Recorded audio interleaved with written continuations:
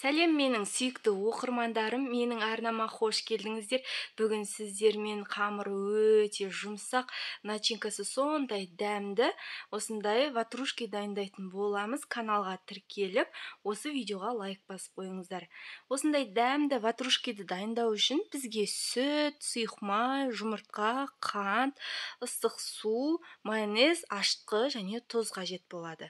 Ең алдымен тереңдеу ыдысымызға 200 грамм сүтті және қайнап тұрған ыстық суымызды құямыз. Одан кейін оның үстіне бір жұмыртқамызды салып, осылай араластырып отыратын боламыз. Одан кейін 2 ас қасық көлемінде ғана қант қосамыз. Көп қосудың қажеті жоқ. Және 1 ас қасық майонез саламыз. Осы майонез біздің қамырымыздың күшті болып көтерілуіне көмектеседі. 1 шай қасық тұз, 1 шай қасық ашытқы және ең соңынан осындай 2 ас қасық сұйық майды құйып, осындай біркелкі болғанша жақсылап араластырып алатын боламыз.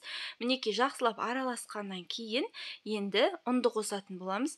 Қыздар ұнды қосқан кезде міндетті түрде електен өткізіп қосамыз. Шамамен 700-750 граммдай ұн қажет болады. Мінекей барлығын осылай бірінші 200 граммдай ұнды саламыз да венчикпен араластырып аламыз. Қалған бөлігін салғаннан кейін қолмен қамыр илейтін боламыз. Қыздар, міндетті түрде жасап көріңіздер. Егер осы каналға тіркелмеген болсаңыздар, тіркеліп қойыңыздар. Төмендегі поделиться батырмасын басып, өз құрбыларыңызбен бөлісіп қойсаңыздар да болады. Қыздар, мінекей мен ұнның барлық бөлігін салдым. Енді қамыр илейтін боламыз. Қамыр сондай жұмса, қолға жабыспайтын болады. Осылай илеп болғаннан кейін қолымызға аз ғана сұйық майды құйып, тағы да қамырымызды бір-бір үстінен басып шығатын боламыз. Енді бетін пакетпен жауып, 1 сағатқа көтерілдіруге қалдырамыз. Міндетті түрде қамырларыңыз жылы жерде тұрсын, сол кезде қамыр тез көтерілетін болады. Қыздар, міндетті түрде жасап көріңіздер, өте дәмді, керемет, жасалуы өте оңай және қарапайым. Қыздар, сіздерге видео ұнаса, осы видеоға лайк басып, каналға тіркелуді де ұмытпаңыздар. Өз достарыңызбен, құрбыларыңызбен бөлісіп қойыңыздар. Егер жасап жатсаңыздар, Instagram парақшаларыңызда бөлісіңіздер. Мінекей, бізге қажетті 200 грамм сүзбені және 2 ас қасық қаймақты, одан кейін мінекей 2-3 ас қасықтай қантты саламыз да, үстіне 1 жұмыртқамызды салып, жақсылап араластырып аламыз. Бұл кезде бізге миксер, блендер қажеті жоқ. Осылай шанышқының көмегімен езіп алсаңыздар жеткілікті. Мінекей біркелкі масса болғанша осылайнан езіп алатын боламыз. Қыздар, егер жасап жатсаңыздар, өздеріңіздің Instagram парақшаларыңызға, менің Instagram парақшамды белгілеп, сториздеріңізге, бөлісулеріңізге болады.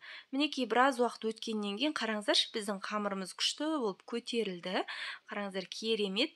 Енді осыдан өзімізге қажетті, ондай үлкен емес, осындай өзіміздің алақанымыздай ғана қылып, қамырларды бөліп алатын боламыз. Бірнеше бөлікке бөліп аламыз, осылай бәрін бірінші бөліп аламыз.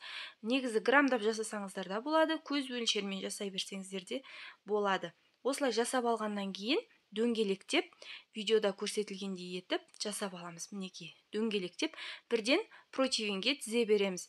Противеньге егер пергамент төсемесеңіздер, май жағуды ұмытпаңыздар. Мен де осындай пергамент төсеймін. Мінекей, осылай дөңгелектеп жасап қойып алатын боламыз. Арасын пергаментке қойған кезде ашық-ашық қылып қойыңыздар, өйткені көтеріліп, бір-біріне қатты жабысып қалуы мүмкін.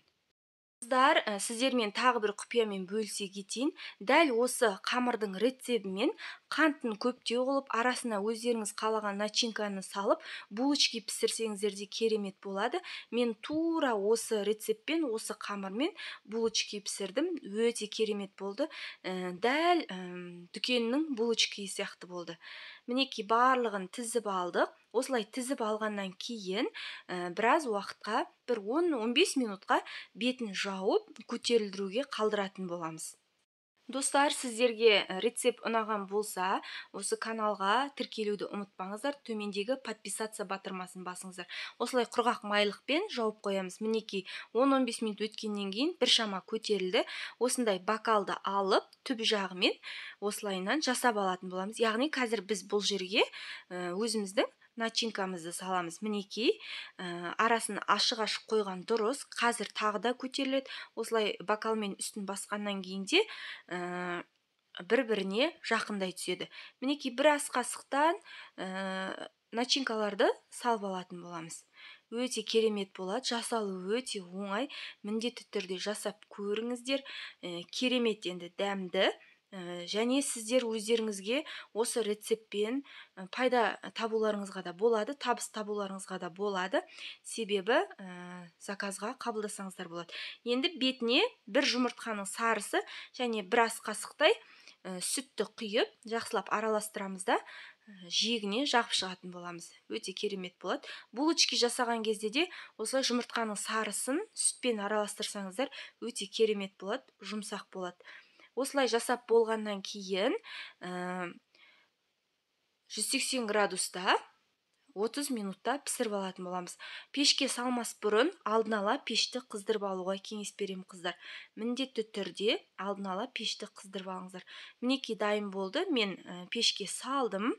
Бір 30 минуттан кейін өте керемет осындай ватрушкилар дайын болды. Керемет, қамыры жұмсақ, сондай күшті, свежий, дәмді. Міндетті түрде жасап көріңіздер. Көтерілгені де, қамырдың арасы да керемет болып шыққан. Міндетті түрде осы рецептпен жасаңыздар. Достар, төмендегі подписаться батырмасын басып, видеоға лайк басуды ұмытпаңыздар.